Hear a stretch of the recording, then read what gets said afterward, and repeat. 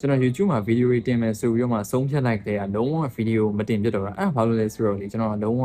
အကောင်းဆုံးနေပဲတင်ရမယ်ဆိုပြီးတော့မှစိတ်ကအဲ့လိုမျိုးဖြစ်နေမှာနော်ပြောမှဆို YouTube မှာအကုန်လုံးအပြိုင်ဆိုင်ခုခေတ်သိရမလားကိုက editing တွေ style တွေနဲ့ပြီးတော့ AI တွေနဲ့အဲ့လိုအပြိုင်ဆိုင်လုပ်နေတဲ့အချိန်မှာ video လေးတင်လိုက်ရင်ကောင်းမလားဆိုတဲ့စိတ်နဲ့လုံးဝမတင်ဖြစ်တော့ဘူးเนาะအဲ့တော့ကျွန်တော်ပြန်ပြီးတော့မှစဉ်းစားကြည့်တဲ့အချိန်မှာဟုတ်တယ်ငါ TikTok မှာစခဲ့တဲ့အချိန်မှာဆိုကျွန်တော်အဲ့လို mindset နဲ့တင်ခဲ့တာမဟုတ်ကျွန်တော်အဲ့ဒီမှာစပြီးတော့မှတင်တဲ့ဟာဆိုရင် video quality ကအဓိကမဟုတ်ဘူးကွာကျွန်တော်အကုန်လုံးကိုပေးတဲ့ message ကအဓိကပဲအဲ့တော့ကျွန်တော်နေ့တိုင်းပေါ့နော်အဲ့ progress ကိုယုံနေပြီးတော့ငါကအမြဲတမ်း video တွေ set တင်နေမယ်ဆိုရင်အချိန်တန်ရင်ငါ့ကိုဒီအားပေးမဲ့သူတွေပြီးတော့ဒီ content ကိုစိတ်ဝင်စားတဲ့သူတွေလူတွေစုလာမှာပဲဆိုတော့ယုံကြည်ပြီးမှတင်လိုက်တဲ့အချိန်မှာတော်တော်မှတဖြည်းဖြည်းနဲ့အခုချိန်လိုမျိုး follower တွေအများကြီးနဲ့ဖြစ်သွားတယ်အဲ့တိုင်းပဲပေါ့နော်ဒါပေမဲ့ကျွန်တော် YouTube အစားရမယ့်အချိန်မှာပြန်ပြီးမှစဉ်းစားကြည့်လိုက်တာအကုန်လုံးက quality ကောင်းနေပြီးသွားတယ်အခုချိန်မှာလုံးဝမကောင်းတဲ့ဆိုတာလုံးဝနည်းနည်းလေးပဲရှိအဲ့တော့ကျွန်တော်မနေတော့မှပြန်ပြီးတော့မှစဉ်းစားကြည့်ပေါ့နော်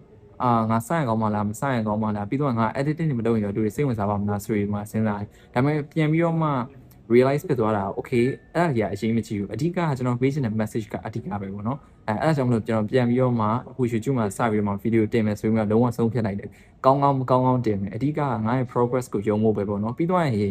ဒီထဲမှာအဓိကဒီ video မှာပေးချင်တဲ့ message ကလေကို ready မဖြစ်ခင်မှာစလိုက်ပါဘာပဲဖြစ်ပေါ့နော်ကိုအတွက်ကောင်းစီမယ်အရာဆိုရင်ကို ready မဖြစ်ခင်မှာစဘာဖြစ်လို့ဆိုတော့ကျွန်တော် TikTok ကိုစတဲ့အချိန်မှာဆိုကျွန်တော် ready လုံးဝမဖြစ်ဘူးအဓိကငါ video တနေ့တစ်ပုတ်တင်မယ်ဆိုပြီးတော့ဆုံးဖြတ်ချက်တစ်ခုတည်းနဲ့ပြီးတော့အကုန်လုံးကို sharing လုပ်ပေးခြင်းနဲ့ဆိုတော့ message တစ်ခုတည်းနဲ့စလိုက်တဲ့အချိန်မှာတဖြည်းဖြည်းနဲ့အချိန်တစ်ခုရသွားတယ်ပေါ့အဲ့လိုပုံစံမျိုးပဲအခုပြန်ပြီးတော့ဆုံးဖြတ်လိုက်တဲ့အချိန်မှာဆိုတော့ငါ ready မဖြစ်ခင်မှာ